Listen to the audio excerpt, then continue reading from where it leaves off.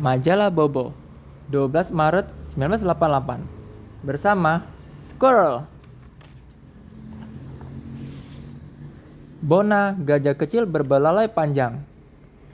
Ini Bona, nonton orang lagi main basket. Satu anak nih, dia belum nyampe. Dikucilkanlah dia. Tapi Bona dan Rongrong baik. Nih, main seperti ini. Lucu ya? Apa kabar, Bo? Ini berisi surat-surat dari kawan. Coba tanya papa mamamu. Ada nggak dulu masuk ke sini? Cerita di kolom komentar ya. Bobo Siana. Berisi pesan-pesan dari Bobo. Maafkan aku, nenekku. Cerita ini mengajarkan kita untuk menghargai dan menghormati baik kakek nenek kita maupun orang tua kita. Untung ada Kak Wati. Nih lagi di perkemahan pramuka. Gadis ini baru belajar masak. Dia bilang mie instannya tadinya ada kuah, tapi sebenarnya kuahnya dihirup oleh kucing. Lalu telur dia hambar semuanya. Oh, untung ada Kak Wati nih nerangin semuanya. Kalau belajar masak harus sama yang udah pengalaman ya. Penculikan Dewi. Cerita bersambung. Kalau ingin tahu kisah lengkapnya, subscribe ya. Ini 3 detektif cilik. Bagian ke-6. Budi tertangkap. Ketiga detektif cilik ini selidiki nih rumah ini. Tapi sayangnya ketahuan mereka. Satu dari mereka tertangkap. Nih lihat, dia turut diikat juga. Wah, kita berdoa saja semoga bebas dari sini ya. Bersambung. Sebulon, si pendaki cilik. Wah, hebat. Wah, tinggi sekali ya tempatnya kawan-kawan. Hebat, hebat. Nah, ini juga berakhirnya dengan parasut. Tapi tentu bersama pelatih yang sudah pengalaman. Lahirnya sebuah pulau. Ensiklo Bobo. Di sini Bobo jawab pertanyaan dari kawan-kawan yang berupa sains. Rumah paling indah di dunia. Nih, ada sepasang kakek nenek tua. Rumah mereka nih, hartanya hanya sedikit sekali. Tapi rumah mereka unik. Penuh warna-warni. Lucu juga ya. Halaman berikutnya. Uji imajinasi. Ada kawan yang bertanya, kawan yang lain kasih jawaban.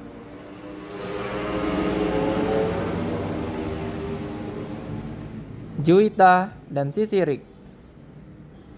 Ini Sirik yang selalu jahat nih. Lihat surat dari Pak Pos dikeluar-keluarinnya.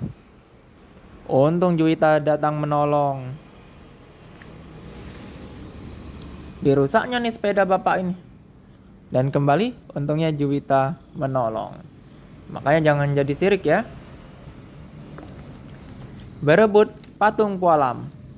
Ini bagian ke-6. Untuk tahu kisah lengkapnya, subscribe ya. Nih, Panji dan kakek, lalu burung kakak tua, nih jadi kecil nih. Bisa mereka nyusup nih.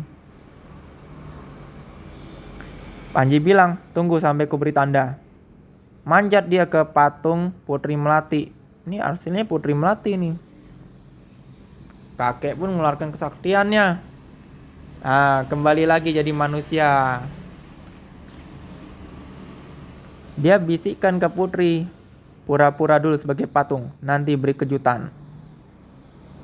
Ketika juri udah mendekat, baru Putri ini bercerita. Nih, 2 penyihir kembar nih penjahatnya. Wah, mereka berusaha kabur, tapi kakek sakti menghentikannya. Lalu para pengawal menangkap penjahat itu.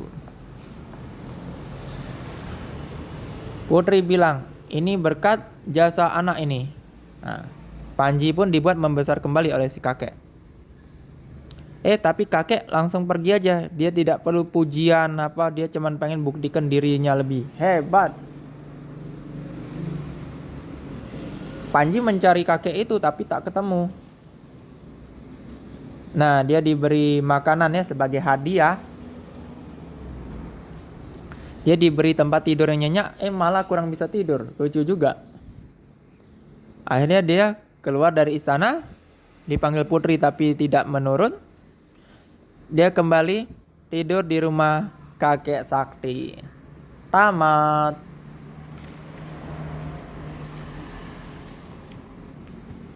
Hari berbalik. Di hari berbalik ini, anak jadi guru, orang dewasa jadi murid.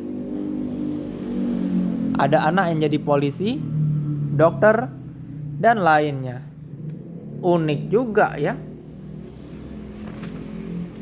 Halaman berikutnya. Jadi sudah. Pedang yang hilang. Ini cerita dari China.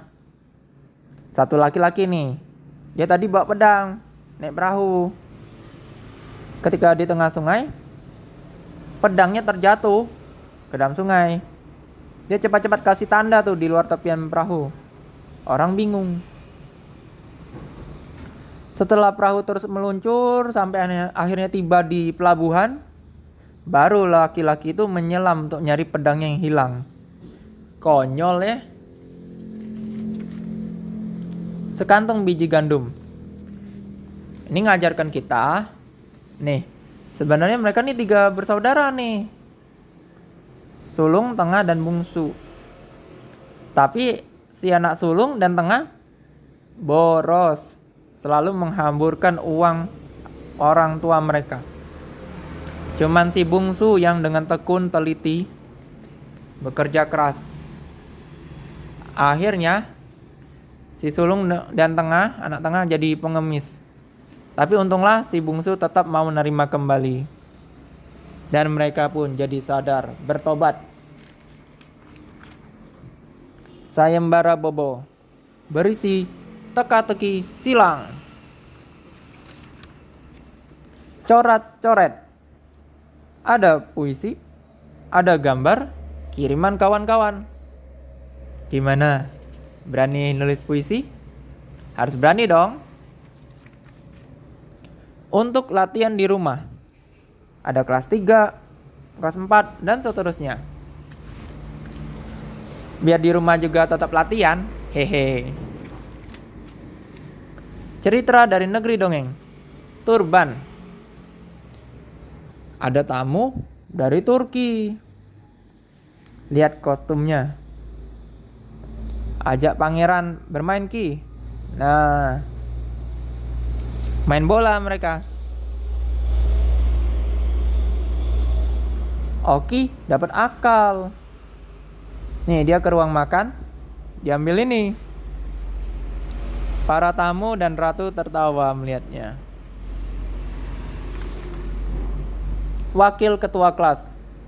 Cerita ini ngajarkan kita, ketua kelas dan wakilnya berbagi tugas dan harus kompak dalam menjalankannya.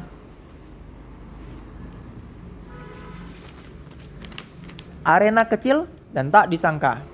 Berisi cerita kiriman kawan-kawan. Bobo, lari pagi. Ini bapak, ini Bobo, paman Gembul. Mereka bertaruh. Paman Gembul bilang dia bisa lari lebih cepat. Bener. Bapak harus bayar duit. Tapi Bobo lihat ada sepeda tersembunyi. Kembali taruhan lagi. Paman Gembul diikuti mereka naik sepeda semua. Gimana? Seru dan lucu kan kawan-kawan? Supaya kami para mainan selalu semangat cerita, subscribe, like, komen dan share ya. Ingat, subscribe ya.